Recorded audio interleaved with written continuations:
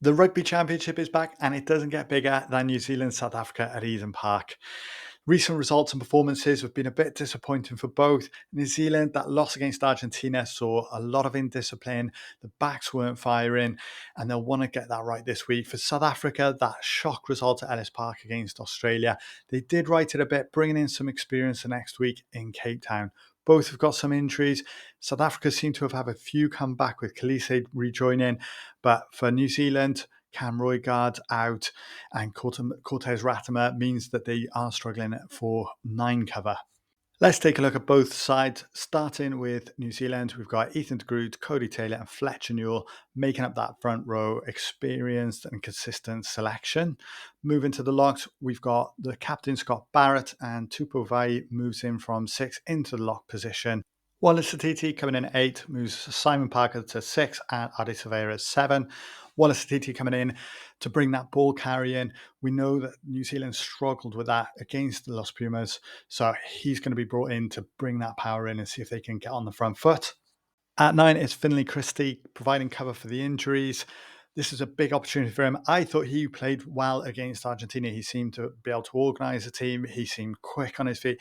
I thought his passing was great. I think he's going to be a good addition, and this is a chance for him to prove himself. Bowden Barrett, the experienced player, will be his partner at 10. Geordie Barrett and Billy Proctor, no changes there, providing the centre partnership. Into the back line, we see Rico Ioane, Amoni Narawa, and Will Jordan, with Narawa, the new addition to this back line. Scott Robinson hoping this will be the difference that gets those backs firing.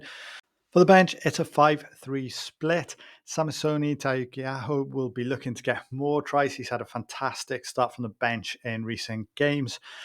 The likes of Holland, Karifi, and Mackenzie will look to make an impact later on, with Preston covering 9.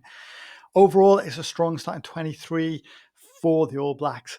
Scott Robinson looking to Satiti and Narawa to make that gain line advantage, to fix the problems. However, will it fix the problems of the discipline? We'll have to see. It's a tough ask against the world champions. So let's take a look at South Africa, beginning with that front row. Typical front row that we've seen for South Africa: Oxen Che, Malcolm Marks, Thomas du Toit, and then at lock, we've got Ebenezer Beth and Ruan Noche. Noche coming in. Typically, it was that we've seen so far, it's been Eben with Ludiacha, but Noche now coming in to partner Eben. There were questions about Khaleesi with the knee injury, but he is starting at 8, and alongside him, Michael van Staden and Peter Staff du Toit. So a strong forward pack for the Boks, familiar, experienced. This is going to be a huge challenge for the All Blacks. It will be a question: is Khaleesi truly recovered? That might be a bit of a risk. Looking at the backs is Grant Williams alongside Andre Pollard. Plenty of pace and experience in that partnership. Looking at centres, Jesse Creel keeps the captaincy alongside Damien de Allende. Willie LaRue, Cheslin Colby, and Kane Moody make up the back line. Overall, plenty of experience. These guys are going to be putting balls up, chasing them down. It's going to be designed to put pressure onto the All Blacks. Looking at the bench, we've got a 5-3 split. Quagga Smith will be important as the replacement in case Khaleesi is injured. Ludiacha will be the lock replacement, and then the front row of Lauventa and Vessels. Razzie has brought in the experience. He's brought in the players that are going to control that game. They're going to put plenty of pressure on New Zealand, and that front pack have proven. So overall, for me, it's a Springbok win this weekend. It's going to be difficult. It's going to be tight. The question isn't really about the Springbok team selection. These are undoubted, proven players.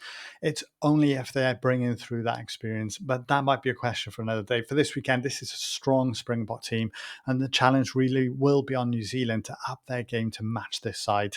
Yes, they lost at Ellis Park, but I still think that was a one-off. Let's see. What are your thoughts? What are your predictions? Let me know in the comments below. Hit like and subscribe for more Rugby Championship content.